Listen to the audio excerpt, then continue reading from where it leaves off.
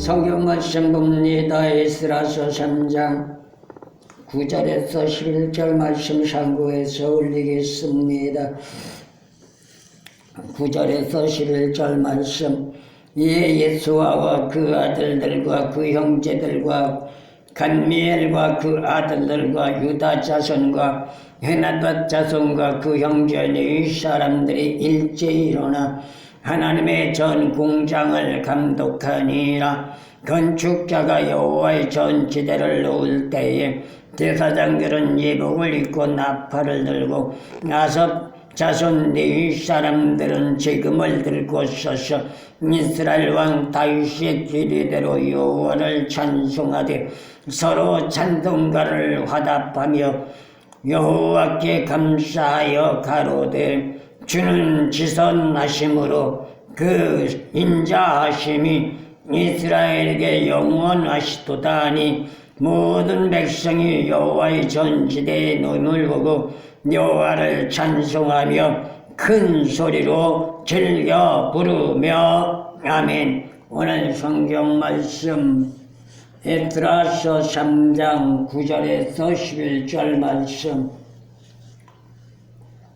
이제 남유다 이스라엘 백성들 바벨론 70년 포로기를 마치고 자유해방을 받아 예루살렘으로 돌아온 지 2년 2개월이 지난 뒤에 이들은 하나님의 거룩한 성전을 건축하기 위하여 주력을 하면서 오늘 성경 말씀을 10절 말씀 보니까 무엇을 시작해요?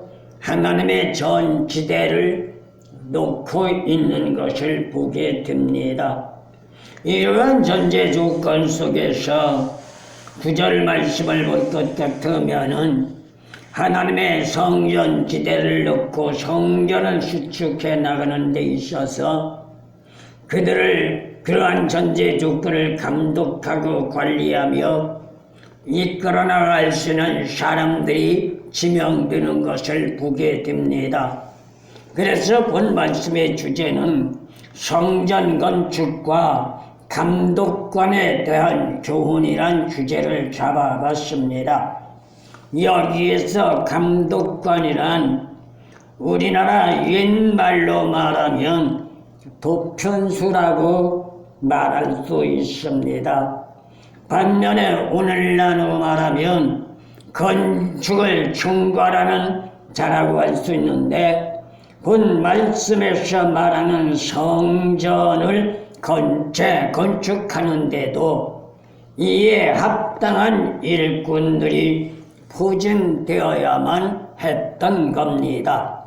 그리고 이들 각자가 자신들의 재능에 따라서 주어진 임무를 수행해 나가도록 총괄하는 자를 일컬어 말하기를 감독자라고 한 것입니다. 그렇다면 이러한 사실 여부를 통하여 오늘날 우리 믿는 자들에게 주어지는 교훈을 한 번은 생각해 봐야만 될 것입니다. 제일 먼저 오늘 본 말씀 9절에서 10절 말씀을 보면 성전 지대를 놓는 행사와 감독자가 제시되고 있죠. 사실 건축물을 세우기 위해서는 먼저 해야 할 일이 있습니다. 그게 뭘까요? 제일 먼저 건축물을 세울 수 있는 터를 닦아야죠. 그리고 건축물을 세우기 위한 기초를 놓을 수 있는 지대를 닦아 놓아야 하는데 이를 현 시대적으로 말한다면 기초 공사라고 말할 수 있는 겁니다. 그런데 본 말씀에서는 일반적인 건축 공사와는 다릅니다. 하나님 성전을 재건하는 수축 공사로 과거 다윗 왕이 했던 것처럼 율법적인 규례로 하나님께 먼저 찬송으로 영광을 돌리는 기공식인 제사부터 드린 것인데 역대상 6장 31절과 32절 16장 4절 말씀을 통해서 보면 솔로몬도 이렇게 했던 것을 보게 됩니다.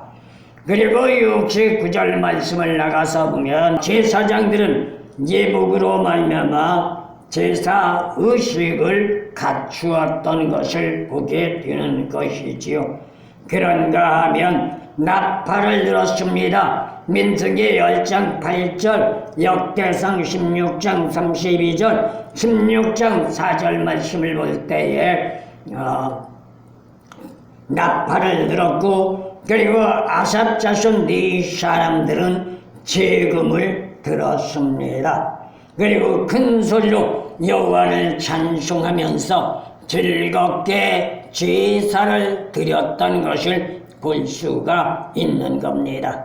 그렇다면 여기에서 찬송을 부르면서 제사를 드렸다는 것은 다윗의 규례대로 진행하면서 성전 건축에 대한 총괄적인 감독자도 이때에 세웠던 겁니다.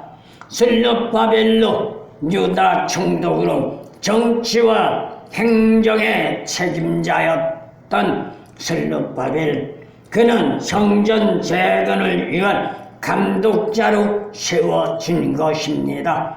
반면에 예수아와 제사장들과 같이 합력해서 선을 이루어 나가면서 성전 건축에 대한 헌신을 다한 사람이 슬룹바벨이라고 말할 수 있습니다. 그래서 성경 말씀의 역사적인 사건을 참고해 보면 제일 먼저 건축됐던 예루살렘 성전은 솔로몬에 의해서 건축됐고, 그 다음에 제2의 성전 바벨론에서 포로로 잡혀간 70년간 황폐화되었던 성전을 재건축한 제2 성전을 건축한 것이 슬룹바벨이라고 말해놓고 있는 것을 보게 되는 것입니다.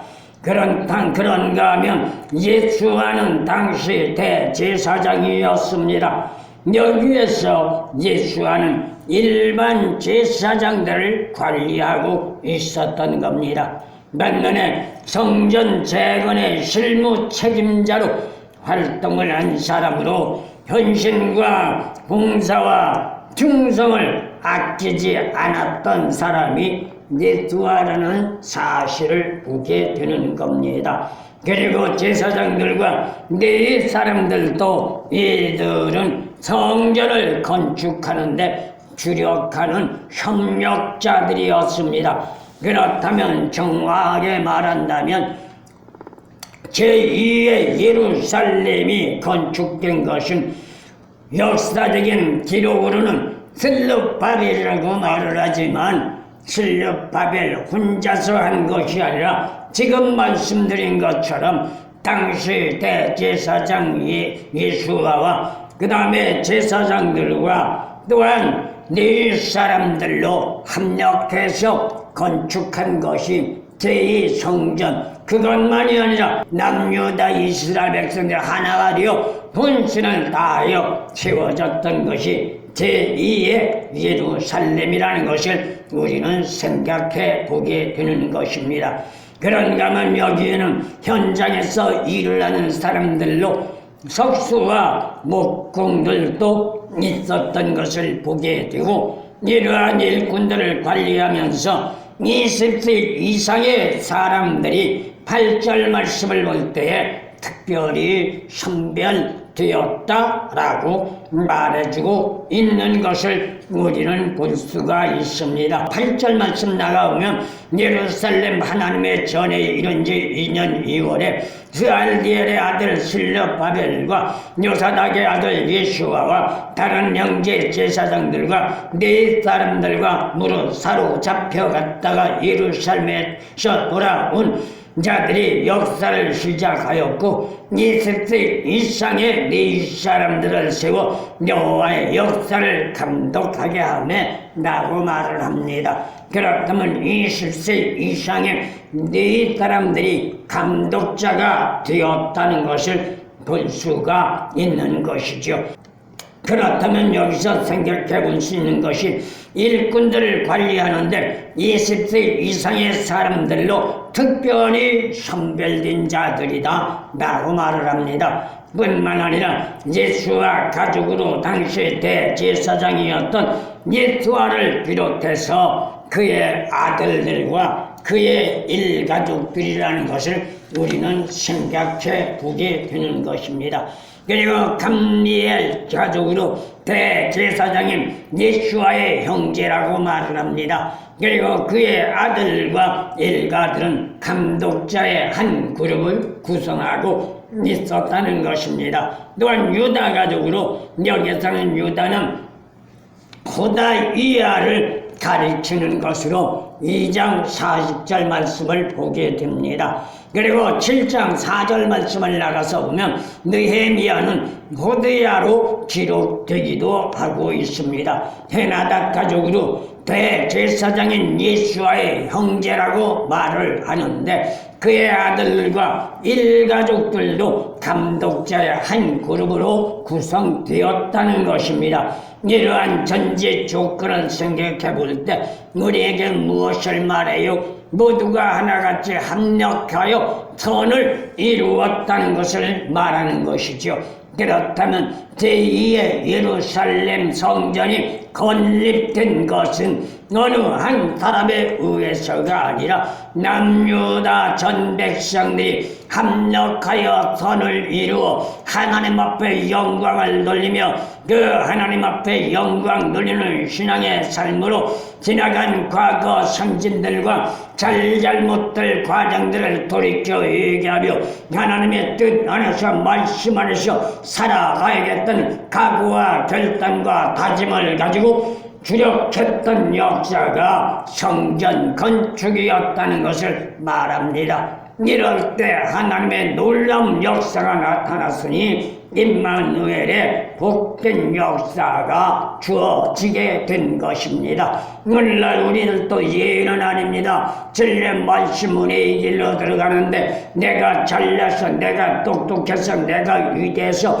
내가 능력이 있어서가 아니라 오늘 본 말씀 남유다 이스라엘 백성들처럼 모두가 너나 하나같이 합력하여 선을 이루며 하나님의 영광을 위한 전제 주권으로 나갈 때 임마누엘의 축복에 하나님이 함께 하셨던 역사와 같이 우리에게도 이러한 역사가 있어지는 줄로 믿습니다. 그리고 또 한 가지 10절 말씀을 보면 성전 건축에 대한 기공시 나오는 것을 보게 되는 것이죠.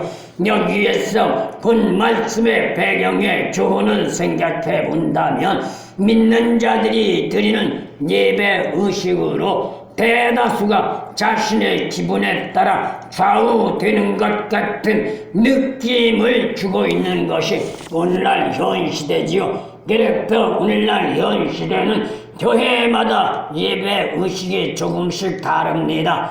이유는 뭘까요? 자기 교회 편의에 따라 예배를 드린다는 것이죠. 그러나 그것은 정녕 성경 말씀으로 비추어 본다면 잘못된 권례입니다. 하나님 뜻 안에서 말씀 안에서 생명 구원받고 천국 가기를 원한다면 어떤 전제 조건이 있어도 하나님의 말씀은 이중적으로 흘러나갈 수가 없습니다. 힘들고 어려워도 고통스럽고 괴로워도 오직 진리 말씀 예수님이 가르쳐 주시고 하나님이 명령하신 규례와 법도와 또한 그 전제 조건 속에 이행해야 한다는 것 우리는 잊지 말아야 되는 줄로 믿습니다. 그렇다면 현 시대 이러한 전제 조건의 예배 의식은 잘못됐다고 말할 수 있는 거지요.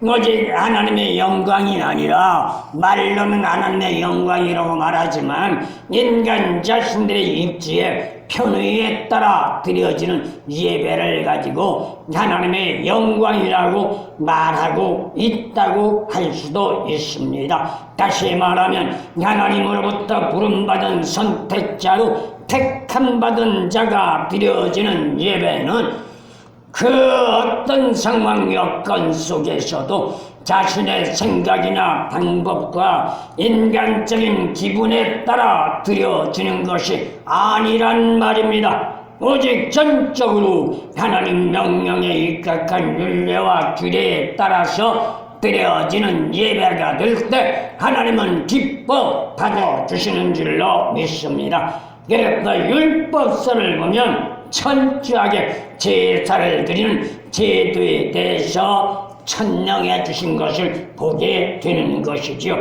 이유가 있다면 하나님은 거룩한 분이고 그 다음에 거짓말하지 않는 분이고 시종일관한 분이기 때문입니다. 불성실한 삶과는 구별된 분이 하나님이기 때문에 믿는 자들도 하나님 안에서 구원받고 저 천성을 복으로 누리기를 원한다면 구별된 삶의 자세로 하나님의 영광이란 두 글자를 가지고 예배를 드리는 삶의 생활이 되어야만 한단 말입니다. 속된 세상적인 유행가가 아닌 찬송을 부르며 드리는 것이 예배라는 것도 우리는 잊지 말아야 되는 줄로 믿습니다. 그렇다면 믿는 자들이 드리는 예배라면 무엇을 의미하는 것일까요? 제사가 되었던 예배가 되었던 오늘 성경 말씀에서 보면 20세 이상의 뇌인들로 구성되어 찬송가를 부르면서 제사를 드렸다고 했고 그리고 성전 건축 공사에 대한 총괄자로 감독자를 세웠으니 이는 인간적인 입지가 아닌 율법에 준하여 성전을 건축하기 위함이었던 겁니다.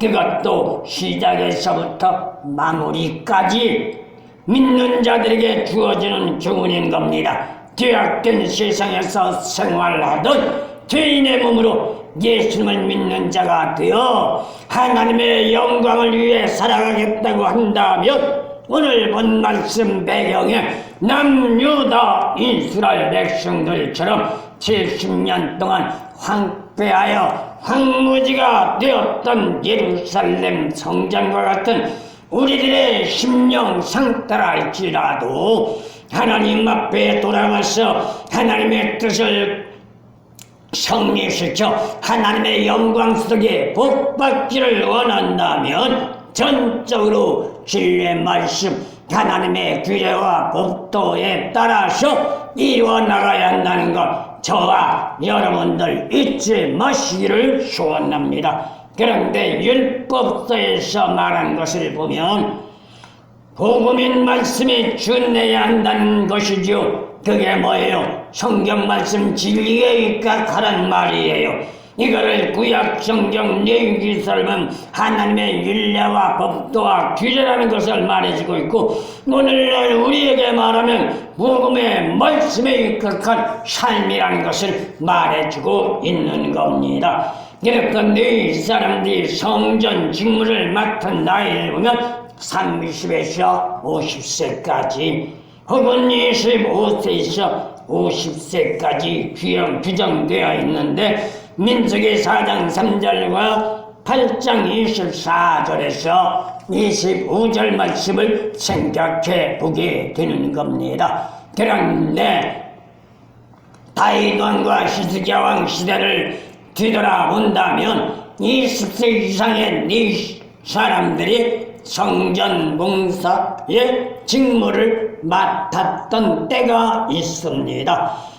성전 직무에 할 일이 많을 때에는 헌신과 봉사를 해야 하는 사람들이 부족하기 때문에 그들의 나이의 기준을 낮추었던 것이죠. 다시 말하면 상황 여건에 따라 하나님의 영광을 돌리는 데 있어서 어려움 없이 나가기 위해서 나이에 대한 전제 조건을 기준을 낮추었다고 말할 수 있습니다. 이렇듯이 하나님의 일을 하는 데는 특별한 규정이 있었던 건 아니라는 것이죠. 때때로 상황 여건에 따라 변동될 수도 있다는 것을 말해주고 있는데, 이는 육신적인 힘과 정신적인 문제와 신앙적인 면에서 성실한 사람이라면 어느 누구든 능히, 특히 네 사람이라면 할 수 있다는 것을 말해주고 있습니다. 그렇다면 여기서 우리가 한 가지 생각할 것이 있습니다. 금방 말씀드린 것처럼 하나님의 일에 헌신, 봉사, 충성하는 직분자가 부족할 때에 다른 사람들을 편입시켜 헌신, 봉사, 충성하게 하는데 거기에는 전적인 조건이 있었다는 것이죠. 그게 뭐예요? 금방 말씀드렸습니다. 육체적인 힘이 우선 있어야 하고, 그 다음에 정신적인 문제가 건져내야 하고, 그 다음에 신앙적인 문제가 돈독해야 한다는 겁니다. 오직 육신적인 이면적인 문제만 보지 않았다는 것이죠. 그런데 오늘날 현 시대는 어때요? 이면적인 문제와 환경적인 문제만 보고 있습니다. 정신적인 문제와 신앙적인 문제는 대다수가 보지 않습니다. 그러다 보니 어떤 문제가 나와요? 목사 안수를 받거나 집사 직분을 받거나 모든 장로 권사의 직분을 받는 데 있어서도 신앙적인 문제, 정신적인 문제를 보지 않고 육적인 문제만 보다가 직분을 부여하니 결국 문제가 발생된다는 것을 말해주고 있는 것이죠. 이것이 누구의 문제일까요? 직분을 주는 자의 문제고, 직분을 주기로 인하여 선별하고 선택한 자들의 문제라고 말할 수 있을 겁니다. 그렇다면 이러한 전제 조건 속에 우리는 어떻게 해야 하느냐? 임마누엘의 복된 역사가 있어져야 한단 말입니다. 신앙적인 문제는 하나님이 함께하는 사람이 되어야 하는 겁니다. 죽고 사는 것을 떠나서 오직 사나 죽으나 사도 바울의 고백처럼 하나님의 영광을 위하여 헌신을 다하겠다는 자에게 직분을 주어야지, 그렇지 않고 육신적인 현상만 보고 직분을 주었다가는 반드시 문제가 발생되어 시끄러운 전제 조건이 대두될 수 있다는 것도 우리는 잊지 말아야 되는 줄로 믿습니다. 마지막 말씀드린다면 11절 말씀을 볼 때에 믿음의 생활 삶은 영원한 복을 가져다주는 첩경이라고 말할 수 있습니다. 기독 삶의 역사는 형의 악이란 철학적인 사고가 아닙니다. 형의 성악이란 고차원적인 영적 역사로 세상적인 사고와 견해로는 살아가기 힘든 삶이 신앙적인 삶이라는 것이죠. 그런가 하면 세상에서 최고선이라고 하는 유물론 삶으로 승승장구를 했다 할지라도 이 땅에서 끝나는 것이기 때문에 믿는 자들이 말하는 생명구원과 함께 저 천국을 갈 수 없다는 것, 우리는 꼭 가슴 육비에 새겨야만 될 줄로 믿습니다. 다시 말하면 세상의 권세, 명예, 부귀, 영광을 영생복락을 누릴 수 없다는 겁니다. 믿는 자로 분명하게 알아야 할 것이 있다면 선택되어 택함받은 자라 할지라도 불성실한 삶이 되게 되면 그는 어느 누구든 간에 그 전제 조건에 대한 책임 죽음을 받을 것이요, 그리고 그 결과에 대한 보응이 주어진다는 건 잊지 말아야 되는 줄로 믿습니다. 그래서 계시록에 나가서 보면 계시록 18장 5절에서 7절, 20절에서 13절 말씀 보면 자신의 행간대로 부응하시는 하나님이라고 말씀해주고 있습니다. 그리고 에레미야서나 에스겔서에 나가서면 행한 대로 부응하신다, 행한 대로 심판하신다, 수없이 경고하고 있는 것을 보게 되는 것이죠. 그렇다면 이러한 사실을 뼈저리게 체험한 남유다 이스라엘 백성들입니다. 그들은 바벨론 70년 포로를 외당면했어요. 자기 자신 선진들의 잘잘못과 또한 군인들의 잘못된 신앙관으로 부흥받은 결과가 바벨론 70년 포로였다는 것이죠. 그 결과로 70년이 지나 자유 해방을 만끽하고 고토의 땅으로 돌아갔지만 예루살렘 성전 자리는 황폐하여 황무지가 되었고 그들의 삶의 터전 역시 잡초와 초목으로 무성한 황무지가 되어버리고 말았던 것을 보게 됩니다. 이 근본 원인이 어디에 있어요? 하나님의 말씀의 불성실한 결과에 부흥이라는 것을 말해주고 있습니다. 이것이 바로 우리가 살아가는 신앙의 삶이며 우리의 신앙의 삶의 잘못된 결과라는 것을 말합니다. 교만은 인간 자신의 근본적인 본질을 바로 알고 하나님의 무한하신 사랑의 역사를 따라 살아가겠다는 의지와 결단을 가지고 나간다면 신앙적인 고백이 하늘의 문을 열 수 있는 열쇠라는 사실을 우리는 잊지 말고 부단히 주력하고 노력하며 하나님의 말씀에 입각한 삶으로 도약하여 하나님이 주시는 축복으로 이 험악한 시대 복되게 살다가 마지막 날 주님 영접하고 우리 모두가 저 천국 가는 축복이 있어지기를 예수님의 이름으로 소원합니다.